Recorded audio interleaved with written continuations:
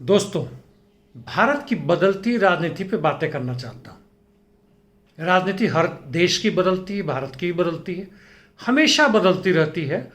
कुछ खास बदलाव हैं जिसकी चर्चा मैं करना चाहता हूँ। हालांकि इस पे घंटों जरूरत पड़ सकता है बहस की। इस पे छोटे मोटे आर्टिकल नहीं, पूरी किताबें लिखी जा सकती हैं, लेकिन मैं छोटा सा करके और उन मुद्दों को ही लाऊंगा जिनका असर आज की राजनीति पे पड़ रहा है। भारत की राजनीति में बदलाव आया जब देश स्वतंत्र हुआ। 1975-77 के आंदोलन में हुआ। 1990 के शुरुआती दौर से ही नौ उदारवाद, यानी जिसमें हमने पूरे अपने भारत की बाजार को खोलने की बात की और रिफॉर्म की बात की, वहाँ से शुरू हुआ। 2012 से लेकर 14 तक जन लोकपाल बिल आंदोलन के तहत हुआ, और जब आरएसएस भाजपा सरकार की सत्ता 2014 में बनी, वहाँ से कुछ खास बदलाव हुए जो 2019 में आके गहन हुआ। मैं इसकी चर्चा करना चाहता हूँ। इस बदलाव में कुछ खास घटनाएं हैं, कुछ खास कानून बने, कुछ खास कानून तोड़े गए। केवल राजनीतिक ही नहीं, सामाजिक आर्थिक बदलाव भी आए, और उसका असर जो हम पे पड़ रहा है और आगे क्या हो सकता है, इसकी बातें करते हैं।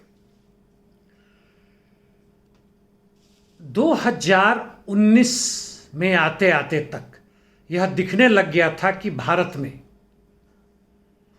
आर्थिक मंदी दस्तक दे रहा है। कितना भी डेटा आंकड़ा छुपाया गया हो, जीडीपी के तरीका बदल दिया गया हो, उसकी गणना दूसरे तरीके से किया जा रहा हो, किसानों के आत्महत्या का आधार बदल दिया गया हो, बेरोजगारों की संख्या का गणना ही खत्म कर दिया गया हो, इसके बाद भी हमें समझ में आने लगा था कि भारत में मंदी का दौर आ रहा है। और इसके साथ साथ सरकार के द्वारा जरूरतों को मदद करने के बजाय उनसे और लूटा जा रहा है। लूट की प्रक्रिया बढ़ रही थी, और कोरोना वायरस महामारी के आने के बाद पहला दौर, फिर दूसरा दौर, परिस्थिति यूं बदल गई है जिसकी चर्चा आज अधिकांश सोशल मीडिया पर की जा रही है। इस बदलाव का असर यह भी हुआ, जब लूट बढ़ने लगी तो राज्य का जो चरित्र था, जो चेहरा था, वो बदल गया। राज्य का एक प्रजातांत्रिक चेहरा था जो भारत संविधान के हिसाब से था, उसे बदल दिया गया। ऐसा नहीं था कि पहले राज्य बहुत ही जनता के लिए काम कर रहा था, ऐसा नहीं था। 1990 से यह दिखना शुरू हो गया था, पहले भी था, लेकिन यह खुलेआम होने लगा था। अब बिल्कुल बेशर्मी से, नंगेपन से भारत के पूंजीपतियों ने विदेशी पूंजीपतियों के साथ मिलकर,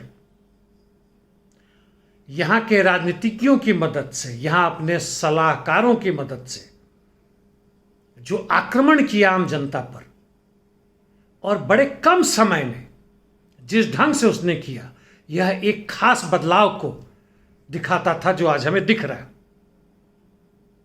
जब मैं राज्य की बात करता हूं तो पुलिस हो, प्रशासन, न्यायपालिका और चुनाव आयोग, ईडी, आरबीआई का भी हाथ है। जो बाकी के मैंने नाम लिए उसका सीधा सीधा जनता से लेना देना नहीं है, लेकिन जनता के जो हक में जो कम से कम बात करते थे, जो विपक्षी दल थे, उनको ब्लैकमेल किया जाने लगा और यह जनता के ऊपर दिखने लगा। सोशल मीडिया में दक्षिणपंथियों का कब्जा और उनके द्वारा जमीन पे भी जो हरकतें की गई, मॉब लाइंचिंग एक उदाहरण है, वह स्पष्ट होने लगा। सीबीआई, सीआईडी, यह सब स्पष्ट रूप से जनता के खिलाफ आ गए।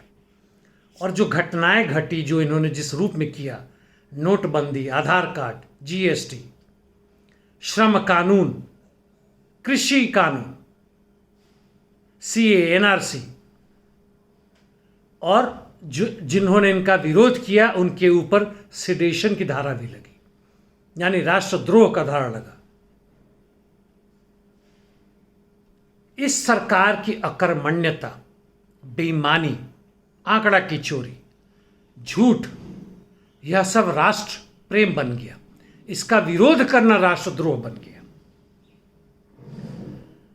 ऐसी चीजें क्या हुई जिसकी चर्चा करना जरूरी हुई? वह चीजें हुई कि आम जनता का जो प्रेम था इस सरकार के प्रति वह घटने लगा। अच्छे दिन खत्म हो गए। महंगाई और बेरोजगारी ने कुछ लोगों को नहीं, 30 से 40 करोड़ जनता को अधमरा सा कर दिया। जो फौज थी रोजगार मजदूरों की, उसमें से वह बेरोजगार मजदूरों के जो रिजर्व फौज थी उसमें चले गए।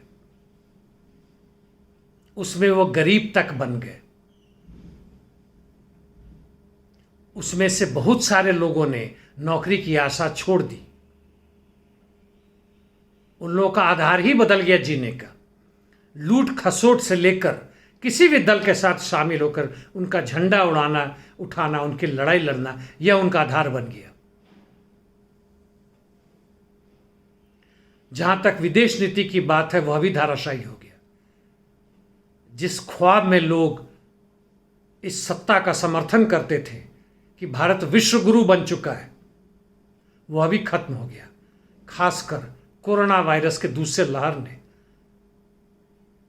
डेल्टा वेरिएंट का नाम आपने सुना होगा। हल्की सी चर्चा पिछले चुनाव से चुनाव तक की राजनीति की। बंगाल में अथक परिश्रम के बावजूद भी भाजपा सत्ता में नहीं आ सकी। पिछले 2-3 वर्षों से यह कोशिश की जा रही थी। हर तरह के दंगा फसाद की कोशिश की गई। अरबों खरबों रुपए लगाए गए। टीएमसी के नेताओं को तोड़ा गया। सीबीआई, इलेक्शन कमीशन और जो भी संस्था इनके हाथ में थी, उससे वहां पर पूरी कोशिश की गई, माहौल बनाया गया, दिखाया गया कि भारी बहुमत से आ रहे हैं। वाम तो ध्वस्त हो गया, इसमें संदेह नहीं है। लेकिन इसके बावजूद वहां की जनता ने वापस टीएमसी का हाथी ने पकड़ा, उसे और ऊंचा कदम दिया। कारण यह आरएसएस के लिए बहुत बड़ी चुनौती है। क्या सेक्युलरिज्म बंगाल जैसे प्रदेश में भी, जहां वाम ध्वस्त हो चुका था, इतना मजबूत था कि उन्होंने भाजपा आरएसएस को नकार दिया? या जो वाम ने पिछले 3-3.5 दशकों में एक वेलफेयर मेजर लिया था, जिसके कारण वहां ट्रांसपोर्टेशन, खाना, भोजन, स्वास्थ्य, शिक्षा, यह सब एक जो लोअर मिडिल क्लास की जनता है, जो गरीब जनता है, वो भी अफोर्ड कर सकती है। और इस जनता को नजर आने लगा था। वहां से रिपोर्ट आया था, जनता ने कहा था कि हम इस आधार को नहीं बर्बाद करना चाहते। देश के लिए जो यह सरकार कर रही है, आरएसएस कर रही, ठीक है, बंगाल में हमें जीने दो। यह आपके लिए भी सवाल पैदा करता है। तो साथियों, यह जो फांसीवाद का उदय हुआ, पूंजीवाद का फांसीवाद में परिवर्तन हुआ भारत में, जो असली चरम पे है, उससे जनता का मोह खत्म हो रहा है। जनता उससे अलग हो रही है। आपको आसपास में नजर आएगा। इसका जो आधार था, जो मध्यम वर्गीय परिवार और शिक्षित वर्ग, और यहां तक कि ओबीसी का भी वर्ग, अब वह इससे अलग हट रहा है। केवल इसीलिए नहीं कि उसके दिमाग में जरा सा भी जो बचा हुआ था क्रिटिकल माइंड, लॉजिक, उससे ही अलग नहीं हुआ, बल्कि वो अपने जीने के लिए भी जो आधार थे होता हुआ खत्म जो नजर आने लगा, उससे भी वह भयभीत हो रहा है, उससे वह अलग हो रहा है। और इस तरह से एक नया जगह बन रहा है भारत में, भारत की राजनीति में। एक्सट्रीम राइट जो है, फांसीवाद जो है, वह किसी भी देश में बहुत लंबे समय तक नहीं जिंदा रह सकता है। जनता के ऊपर बढ़ता हुआ बोझ और पूंजीपति वर्ग के ऊपर यह जो नई सरकार आती है, जो इसके समर्थक होते हैं, उनको भी चाहिए होता है विशेष सुविधाएं चाहिए, दिखावा चाहिए, और जनता को दबाने के लिए सैनिकों और सिपाहियों पर जो अधिक जो खर्च हो रहा है, उसके लिए आमदनी पैदा करना, संभव नहीं बनता है, तो क्या फिर से दक्षिण पंथ वापस जाएगा? यह यूपी के चुनाव में बहुत बड़ा प्रश्न है। वाम तो नजर नहीं आ रहा है, वाम को छोड़िए एक क्रांतिकारी संगठन भी नहीं खड़ा हो पा रहा है। तो इस नए बदलते माहौल में, इस राजनीति में जहां अति दक्षिण पंथ का खात्मा साफ साफ नजर आ रहा है, चुनाव से चुनाव तक की राजनीति के अंदर ही, हालांकि वो पूरी कोशिश करेंगे और वो कुछ भी कदम उठा सकते हैं, क्या होगा वो आपकी कल्पना पर छोड़ता हूं। इसके बावजूद उनका खात्मा नजर आ रहा है। और वाम जहां उस खाली जगह को लेने के लिए तैयार नहीं है, क्या फिर से कांग्रेस, सपा, बसपा और ऐसे कुछ और पार्टी मिलजुल कर उसका जगह भरेंगे? क्या वापस हम वहीं आएंगे अगले 15-20 वर्षों में फिर से उससे भी भयानक परिस्थिति में जाने के लिए? सोचेगा साथियों। धन्यवाद।